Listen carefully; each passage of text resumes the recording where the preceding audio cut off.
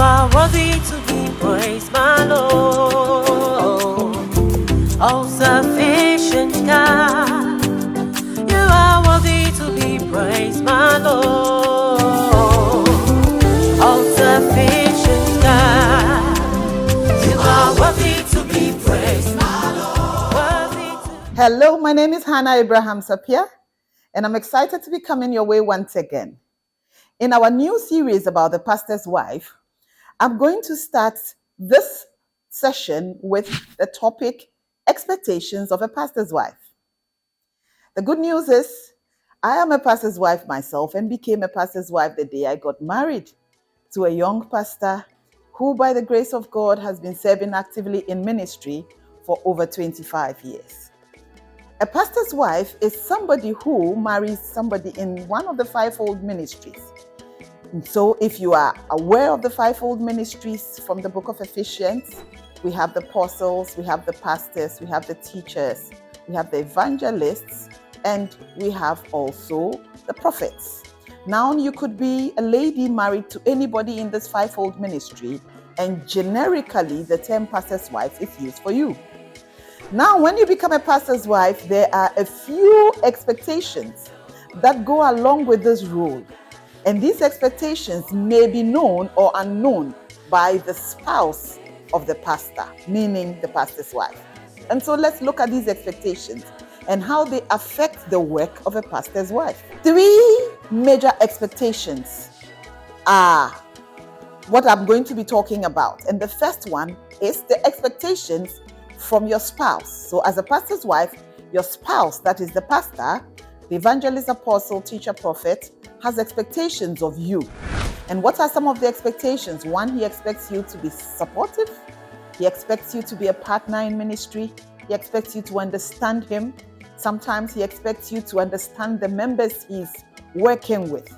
Then we have expectations from the congregation. These are the people your husband may be leading or working with. They have expectations too. They expect you to be the perfect pastor's wife, flawless. They expect you to be loving to your husband. They expect you to be a model. They expect you to be a mother. They expect you to be always available. Then we have expectations from you, the individual, yourself. These are expectations of being the ideal pastor's wife, expectations of being there for everybody, expectations of being knowledgeable, expectations of being able to live the life you want to live. Why are we talking about expectations? There are two categories of expectation, realistic and unrealistic expectations. Remember, the three categories I mentioned are just a summary. There may be other expectations from the ministry in which your husband may be working. They would also have their expectations, but I touched on these three. But now I'm looking at the two other expectations, realistic expectations and unrealistic expectations. What would you call realistic expectations?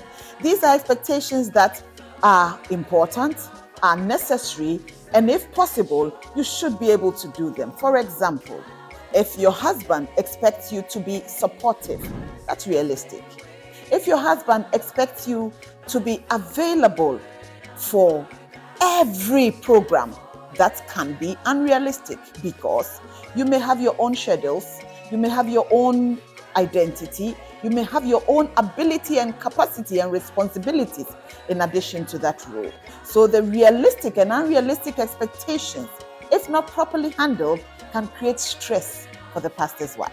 And so if we are looking at unrealistic expectations, let me look at one example. When the church members that you are privileged to be leading with your husband are aware that the husband or the pastor now has a wife, first and foremost, they expect him to be supportive. They expect him to be available. Now, how available can you be? 24/7? No, you can't be available 24/7 because you have a life. You have time you would need to sleep. You would have time you need for your family. You have time you would need for your career in case you are a working person. And so when they expect you to be available all the time, these are where the stresses start building up, because in case you are unavailable, it is seen as you are not interested in the work, you were not there for them. And many people, in trying to please these church members, Create availability 24/7, even when they are asleep and their phone rings. Once it's a member, you want to attend to them. Unrealistic expectations eventually wear you down, build up stress, bring in anxiety, and if you are not careful, you break down.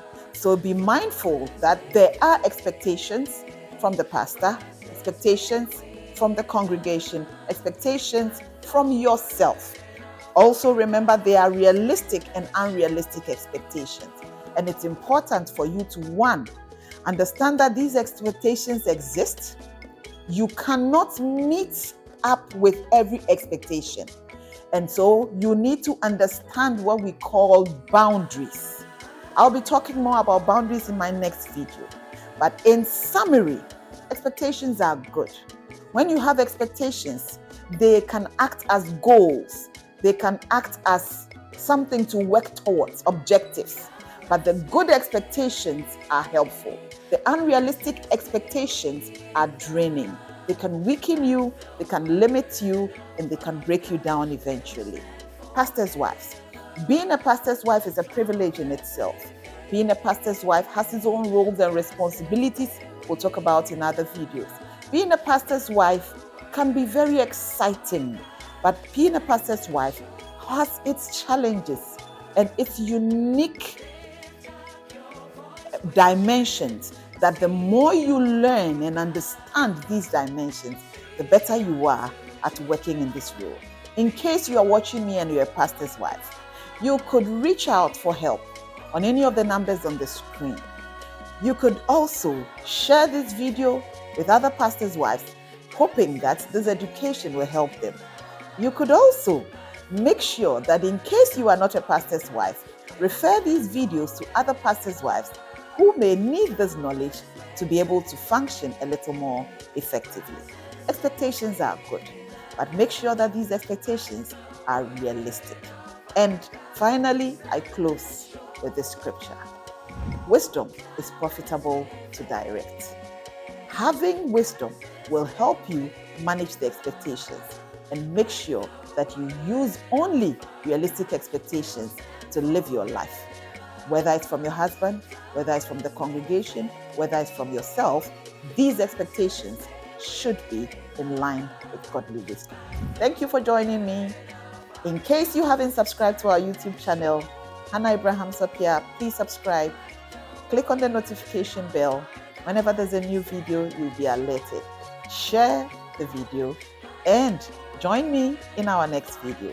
Thank you very much.